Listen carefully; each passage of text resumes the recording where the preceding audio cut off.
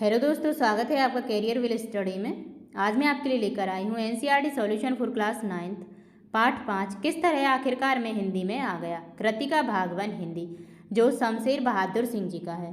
तो देखो, इस चैप्टर में हमारे पास पहला प्रश्न है, वह ऐसी कौन सी बात रही होगी जिसने लेखक को दिल्ली जाने के लिए बाध्य कर दिया। तो उत्तर डालेंगे और लिखेंगे, लेखक जिन दिनों बेरोजगार थे उन दिनों शायद किसी ने उन्हें कटु बातें भी कही होंगी जिसे वे बर्दाश्त नहीं कर पाए और दिल्ली चले आए होंगे। उसके बाद है अगला प्रश्न, लेखक को अंग्रेजी में कविता लिखने का अफसोस क्यों रहा होगा। तो उत्तर डालेंगे और लिखेंगे, लेखक को अंग्रेजी में कविता लिखने का अफसोस इसलिए रहा होगा क्योंकि वह भारत की जनभाषा नहीं थी, इसलिए भारत के लोग यानी उनके अपने लोग उसे समझ नहीं पाते होंगे। अगला प्रश्न है तीसरा, अपनी कल्पना से लिखिए कि बच्चन के लेखक के लिए नोट में क्या लिखा होगा। तो उत्तर डालेंगे और लिखेंगे, दिल्ली के वकील आर्ट स्कूल में बच्चन जी लेखक के लिए एक नोट छोड़कर गए थे। उस नोट में शायद उन्होंने लिखा होगा कि तुम इलाहाबाद आ जाओ, लेखक में ही तुम्हारा भविष्य निहित है, संघर्ष करने वाले ही जीवन पथ पर अग्रसर होते हैं, अतः परिश्रम करो, सफलता अवश्य तुम्हारे कदम चूमेगी। अगला प्रश्न है हमारे पास 4वां, लेखक ने बच्चन के व्यक्तित्व के किन किन रूपों को उभारा है। तो उत्तर डालेंगे और लिखेंगे, लेखक ने बच्चन के व्यक्तित्व के अनेक रूपों को उभारा है। नंबर 1, बच्चन का स्वभाव संघर्षशील, परोपकारी, फौलादी संकल्प वाला था। नंबर 2, बच्चन जी समय के अत्यंत पाबंद होने के साथ कला प्रतिभा के पारखी थे। उन्होंने लेखक द्वारा लिखे एक ही सोनेट को पढ़कर उनकी कला प्रतिभा को पहचान लिया था। पॉइंट नंबर 3 है, बच्चन जी अत्यंत कोमल एवं सहृदय मनुष्य थे। पॉइंट नंबर 4 है, वे हृदय से नहीं कर्म से भी परम सहयोगी थे। उन्होंने न केवल लेखक को इलाहाबाद बुलाया बल्कि लेखक की पढ़ाई का सारा जिम्मा भी उठा लिया। अगला प्रश्न है हमारे पास 5वां, बच्चन के अतिरिक्त लेखक को अन्य किन लोगों का तथा किस प्रकार का सहयोग मिला। तो उत्तर डालेंगे और लिखेंगे, लेखक को बच्चन के अतिरिक्त निम्नलिखित लोगों का सहयोग प्राप्त हुआ।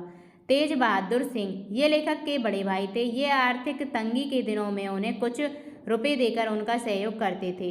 उसके बाद है कवि नरेंद्र शर्मा। कवि नरेंद्र शर्मा लेखक के मित्र थे। एक दिन वे लेखक से मिलने के लिए बच्चन स्टूडियो में आए। छुट्टी होने के कारण लेखक नहीं मिल सका, तब वे उनके नाम एक बहुत अच्छा और प्रेरक नोट छोड़ गए। इस नोट ने लेखक को बहुत प्रेरणा दी। उसके बाद है शारदा चरण वकील, ये कला शिक्षक थे। इनसे लेखक ने पेंटिंग की शिक्षा ली। बच्चन के पिता जब लेखक इलाहाबाद में आकर बस गया तो उन्हें स्थानीय अभिभावक की आवश्यकता थी। तब हरिवंश राय बच्चन के पिता ने उनका अभिभावक बनना स्वीकार किया। उसके बाद है सुमित्रानंदन पंत। हिंदी के सुप्रसिद्ध कवि सुमित्रानंदन पंत ने लेखक को इंडियन प्रेस से अनुवाद का काम दिला दिया। उन्होंने लेखक द्वारा लिखी कविताओं में कुछ संशोधन भी किया। उसके बाद है ससुराल पक्ष। जिन दिनों विदुर लेखक आजीविका कमाने के लिए संघर्ष कर रहा था, तब ससुराल वालों ने उन्हें अपनी दुकान पर कंपाउंडरी का प्रशिक्षण दिया। अगला प्रश्न है 6वां, लेखक के हिंदी लेखन में कदम रखने का क्रमानुसार वर्णन कीजिए।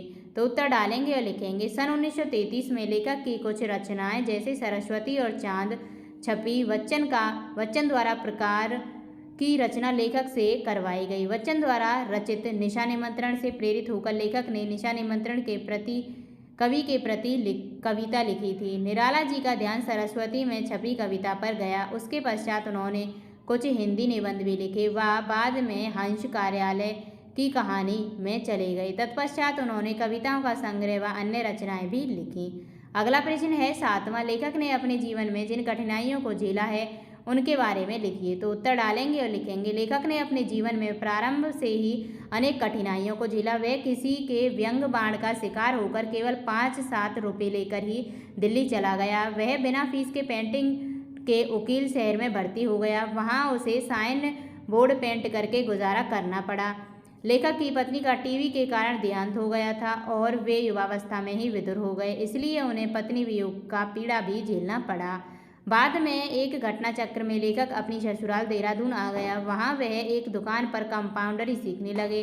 वह बच्चन जी के आग्रह पर इलाहाबाद चला गया। वहाँ बच्चन जी के पिता उसके लोकल गार्जियन बने। बच्चन जी ने ही उनकी एमए की पढ़ाई का खर्चा उठाया।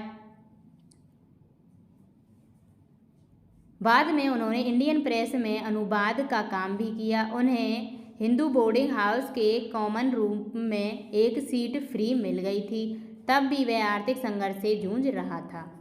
तो इसी के साथ आपका ये चैप्टर समाप्त हो चुका है। उम्मीद करती हूँ वीडियो आपको पसंद आई होगी। अगर वीडियो अच्छी लगी हो तो वीडियो को लाइक करें और हमारे चैनल को सब्सक्राइब करें। मिलते हैं नेक्स्ट वीडियो में न्यू चैप्टर के साथ। धन्यवाद।